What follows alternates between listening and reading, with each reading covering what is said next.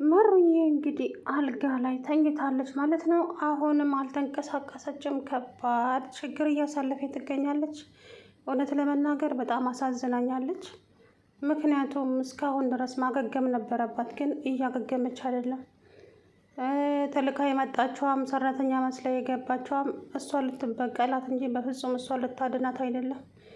እውነት ለመናገር በጣም አሳዝናኛለች መራዊት ማለት ነው። እንግዲህ ሰው ቶሎ ብላ ወይ ከዛ ቤት መባረር አለባት ወይ ሴራዋ መጋለጥ አለባት እንጂ መራዊት ብቻዋን ነች። ሰራተኛ አግኝቻለሁ ብሎ እሱም ወደ ስራው ይሄዳል። በዚህ አጋጣሚውን ተጠቅማ እንግዲህ እሷን ልትጎዳት ትችላለች። ስለዚህ ከዛ ውስጥ ወጥታ ቶሎ ብላ መራዊት ራሷን ማዳን አለባት። አለበለዛ ግን ከባድ ችግር ነው የሚፈጠረው መራዊት ላይ። እውነት በጣም አሳዝናኛለች መሩዬ ማለት ነው። እንግዲህ እኔ ላድነሽ ሳይሆን ልገልሽ ነው የመጣሁት። እናም ተዘጋጂ፣ ጭራሽ እንድትድኝ ላንቺ መድኃኒት ልሰጥሽ፣ ሲያምርሽ ይቀራል፣ መቼም አልሰጥሽም እያለቻት እንግዲህ እያስፈራራቻት እያለ ብርጭቆ በአጋጣሚ ከእጇ ሲወድቅ ናሆሜ ሰምቶ ሲሮጥ መጣ። ምንድን ነው እሱ? ምንድን ነው የተፈጠረው? ሲልም ደንግጣ ብርጭቆ ከእጄ ወድቆ ነው አለች። እሷ ደህና ናት ግን ስል አዎ ደህና ናት ምናምን አለች። እሷ ግን አይኗን እያንከራተተች እሷን እያየቻት ነበረ ማለት ነው። በዚህ ልክ የሰው ልጅ ክፋት አይጣል ነው። እውነት ለመናገር እኔ እንጃ ምን አይነት ክፋት ምን አይነት ዘመን ላይ እንደደረስንም አላውቅም። መራዊት በጣም ታሳዝናለች። እንግዲህ እሱ ያው እቤት ውስጥ ሲቀመጥ ብዙ ሀሳቦች ይደራረቡበታል፣ ብዙ ነገሮች ይመጡበታል እና ያንን ለማቃለል እና ወደ ስራ ቦታ ሲሄድ ትንሽ ከሰዎች ጋርም ሲገናኝ ሀሳቡ ቀለል እንደሌለት ነበር። እንግዲህ ሰራተኛ የመጣው ግዴታ ሰው ያስፈልጋታል። ግን ደግሞ እንግዲህ ወይ የናሆሜ እናት ቤት መቀመጥ አለበት መራዊት፣ ወይ ደግሞ የእነ ኪራ ጋር ጽናት። ምክንያቱም አሁን ጽናት የቤት እመቤት ናት። ስራ ስለሌላት ቤት ስለምትውል እሷ ጋር መቀመጥ አለባት። ጽናቴ እዛው ታያታለች ማለት ነው። ተመላልሳም ያው አይሆንም ግን አጠገቧ ብትሆን ተመራጭ ነው የሚሆነው። እዚህ ባዶ ቤት ውስጥ ጭጭ አድርጋት ነው የምትሄደው ክፉ ማለት ነው። እኔ ይህኝ እስኪ በደንብ ወንድሜን አልመስልም እንዴ? ወንድሜን እመስላለሁ አይደል? አስታወስሽኝ? አዎ ነገሩ አትረሽኝም። እንግዲህ ቻዮ እኔ ላድንሽ ሳይሆን የመጣሁት ልገልሽ ነው አለቻት በግልጽ። እሷም ደነገጠችና ቀና ብላ ስታያት የፍቅረኛዋ እህት ናት። በጣም እንደነገጠችና መሩዬ ፊቷን ዞር አደረገች።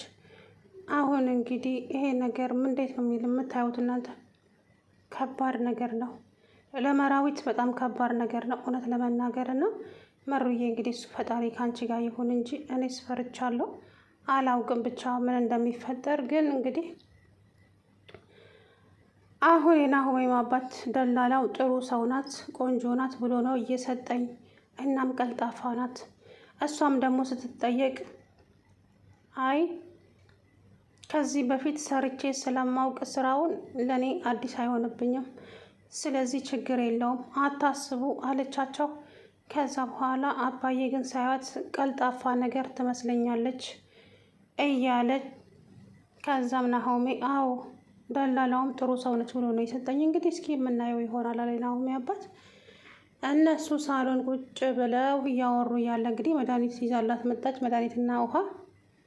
ስሚ አስታወሽኝ እንዴ? አወቅሽኝ እንዴ? ቀና ብለሽኝ እስኪ ማንን እመስላለሁ? ወንድሜን አልመስልም?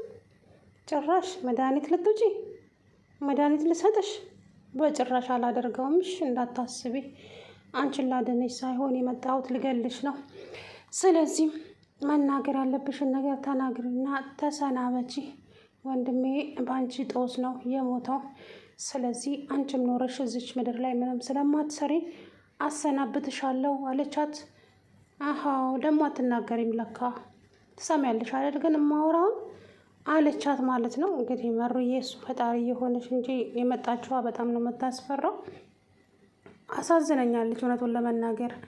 እንግዲህ ምን ልል እችላለሁ? እሱ ይማራትና ቶሎ ብላ ከዛ ቦታ ላይ እራሷን ማዳን ነው ያላት አማራጭ እንጂ ሰው በሌለበት እሷ ገላት ነው የምትሄደው። እዛው በትራስ አፍና ማለት ነው፣ ባዶ ቤት ስለምታገኛት። የናሆሜ እናትም ደግሞ ቤቷን ጥላ እዚህ ለመቀመጥ ከባድ ነው።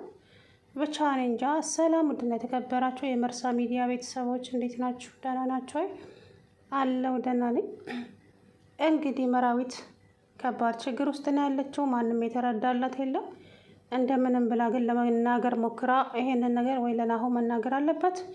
እቺ ልጅ ከዛ ቤት መባረር አለባት። መራዊትም ወይ ጽናት ቤት ወይ የናሆሜ እናት ቤት መሄድ አለባት እንጂ ሰራተኛዋና እቺ መራዊት አንድ ላይ መኖር የለባቸው በፍጹም። ልትበቀላት ነው የመጣችው። እንግዲህ እሷ የመጣችው ለበቀል ነው እና ይሄ ደግሞ ጭራሽ የማይሆን ነገር ነው። መሩዬ እውነት ለመናገር እንደምንም ብላ ራሷን ማዳን ነው ያለባት። እንደምንም ብላ ማለት ነው። አሁን እሷ እጇ ምናምን አይንቀሳቀስም ይሁን አላውቅም፣ ግን ደግሞ እንደምንም ብላ ራሷን ማዳን ያለባት ራሷ ናት እንጂ በዚህ ሰዓት ማንም ሰው እንደሌላት ሁላችንም አይተናል። እንግዲህ ጓደኛ ምንም እናንተ ጤነኛ ስትሆኑና ሲኖራችሁ ነው አጃቢያችሁ የሚበዛው። በነገራችን ላይ ስትቸገሩና የሆነ ነገር ሲመጣባችሁ ግን አንድ የልብ ወዳጅ ፈልጎ ማግኘት ከባድ ነው እና ሰው ማለት ደግሞ በእንደዚህ አይነት ጊዜ ካጠገባችሁ የቆመ ሰው ነው። በሌላው ጊዜማ ዋጀብ የሚያበዛ በጣም ብዙ ነው እና ብቻ እንግዲህ መራዊት እሱ ፈጣሪ እሱ የሆናት እንጂ አላቅም። ብቻ አላቅም። መሩዬ እውነት አሳዝናኛለች። ልጅቷም ደግሞ ጭራሹን እኔ ገና አንድ መታ ስትቅለሰለስ ነው ያስጠላችኝ ማለት ነው። እንዴት እንደምትቅለሰለስ ብታዩት እኮ መራዊት ሰራተኛ ነኝ ብላ የመጣችው ማለት ነው። በጭራሽ ሰራተኛ እንኳ አትመስልም እኮ እና ገና እንደገባች ነው እሷን ልታስፈራራት ቀጥታ ወደ መራዊት ሄደችው። በጭራሽ መድኃኒት አልሰጥሽም ሲያምርሽ ይቀራል እንጂ፣ ስለዚህ ኖሮሽ ምን ልትጠቅሚ ነው? ወንድሜ ሞቷል፣ አንቺም መሞት አለብሽ። ወንድሜ የሞተው አንቺ ጦስ ስለሆነ አንቺም ደግሞ መሞት ስላለብሽ መድኃኒቱ ምን ያደርግልሻል?